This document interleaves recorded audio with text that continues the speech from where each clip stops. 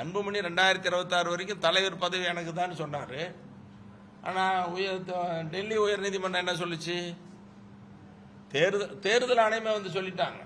தேர்தல் ஆணையம் நாங்கள் அன்புமணி 2026 வரைக்கும் கடிதம் கொடுத்ததுனால நாங்கள் கொடுத்தோம், இப்போது இன்வேலிடு, நீ வேணும்னா சிவில் நீதிமன்றத்தை போய் நாடுங்கன்னு சொல்லிட்டாங்க. அப்போ தலைவர் பதவி இல்லை.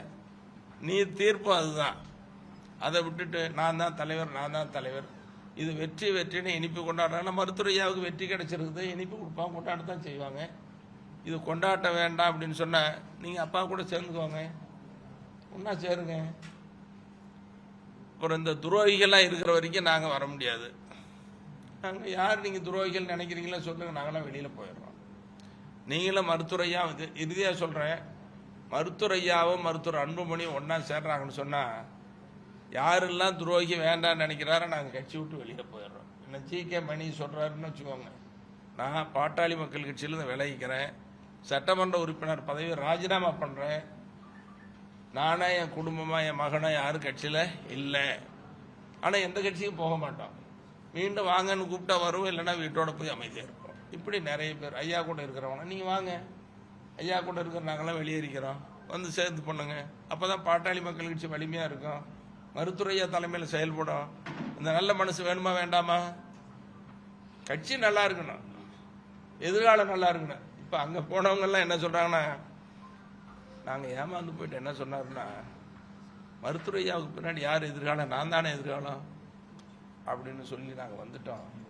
எதிர்காலம் இப்போ கேள்விக்குறி ஆயிடுச்சு, ரெண்டாக பிரிஞ்சு போயிட்டோம். என்ன கேள்விக்குறி இருக்கு, என்ன எதிர்காலம் இருக்கு? இப்படி நெருக்கடியான சூழ்நிலை. இப்போ மருத்துவர் ஐயா நிறுவனர், அன்புமணி தலைவர்னு சொன்னார், அது நீதிமன்றம் தீர்ப்பு சொல்லிடுச்சு இல்லை. அப்போ நிறுவனராக இருக்கிற மருத்துவர் ஐயாவுக்கு தான் முழு அதிகாரம்.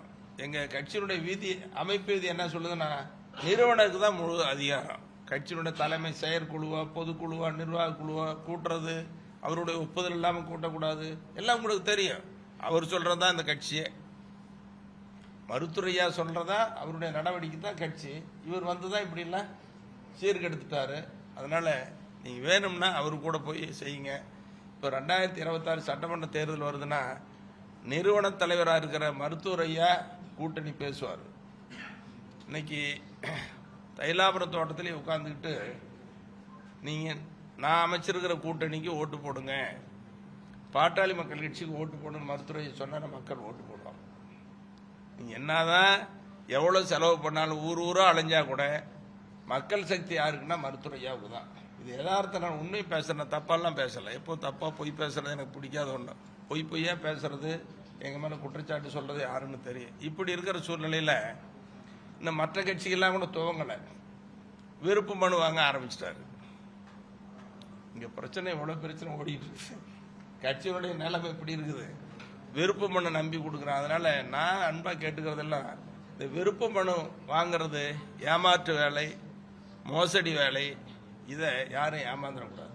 இதை பார்த்து ஐயோ அன்புமணி விருப்ப மணி வாங்குறாரு, அவர் பலமான சக்தி இருக்குது அப்படின்னு பொதுமக்களை ஏமாந்துடக்கூடாது, கட்சிக்காரங்களும் ஏமாந்துடக்கூடாது.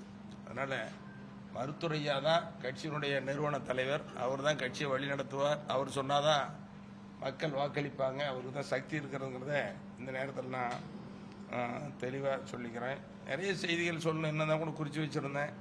இன்னைக்கு ஒன்று சொல்கிறேன், வளர்த்து படிக்க வச்சு ஆளாக்கி அழகு பார்த்தவர், மத்திய அமைச்சராக்கி பதவி கொடுத்து உயர்த்தணும்னு நினைக்கிற அப்பாவை இப்படி கொடுமைப்படுத்தக்கூடாது. எங்களை துரோகிங்கிறாரு மருத்துவரையா, இவ்வளோதான் அவமானப்படுத்துறது. இவர் ஐயான்னு சொல்லிக்கிறாரு, படத்தை போட்டுக்கிறாரு, கீழே இருக்கிறவங்களாம் எழுதுற சொல்ல அந்த செய்தியெல்லாம் நீங்கள் பார்த்தீங்கன்னா உங்கள் மனசு கூட தாங்காது. அப்போ இது யார் துரோகி, இது யாருக்கு துரோகம் பண்ணுறது? அப்பாவுக்கு இல்லையா?